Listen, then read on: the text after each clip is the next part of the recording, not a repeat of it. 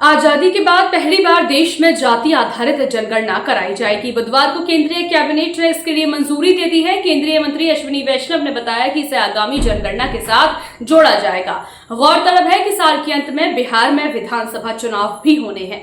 कई विपक्षी दल, खासकर कांग्रेस, लंबे समय से जाति जनगणना की मांग करते आए हैं। अब जब इसकी घोषणा हो चुकी है, माना जा रहा है कि इसकी प्रक्रिया सितंबर से शुरू हो सकती है। हालांकि पूरी प्रक्रिया में 1 साल तक का वक्त लग सकता है, जिससे अंतिम आंकड़े 2026 के अंत या 2027 की शुरुआत में सामने आ सकते हैं। पिछली जनगणना 2011 में हुई थी, जबकि अगली जनगणना 2021 में होनी थी, लेकिन कोविड-19 के कारण यह टल गई थी।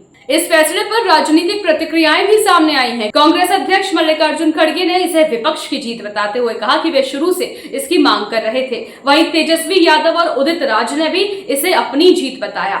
दूसरी ओर बीजेपी नेताओं ने इसे समाज के समावेशी विकास की दिशा में बड़ा कदम बताया और कांग्रेस पर इस मुद्दे पर दिखावे का आरोप लगाया। जनगणना फॉर्म में अब तक 29 कॉलम होते थे, जिनमें एससी एसटी की जानकारी ली जाती थी। ओबीसी की जातियों की गिनती के लिए फॉर्म में संशोधन की जरूरत होगी। अनुमान है कि इससे करीब 2650 ओबीसी जातियों का डेटा सामने आ सकेगा। 2011 की जनगणना के अनुसार देश में 1270 एससी और 748 एसटी जातियां थी। 2011 में तत्कालीन मनमोहन सिंह सरकार ने सामाजिक, आर्थिक और जातिगत जनगणना करवाई थी, लेकिन इसके जातिगत आंकड़े सार्वजनिक नहीं किए गए। केवल एससी एसटी परिवारों के आंकड़े ग्रामीण विकास मंत्रालय की वेबसाइट पर जारी किए गए। राहुल गांधी ने 2023 में जाति जनगणना की मांग तेज की थी और देश विदेश में कई मंचों से इसे उठाया। उन्होंने कहा कि यह केवल गिनती नहीं बल्कि सामाजिक हिस्सेदारी का सवाल है। उन्होंने तेलंगाना में हुई जाति गणना को एक मॉडल के तौर पर पेश किया और कहा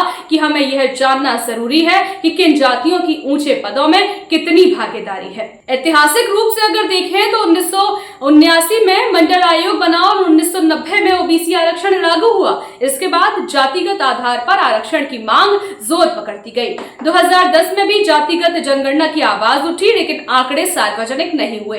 अब केंद्र सरकार द्वारा इस प्रक्रिया को शुरू करना एक निर्णायक मोड़ माना जा रहा है।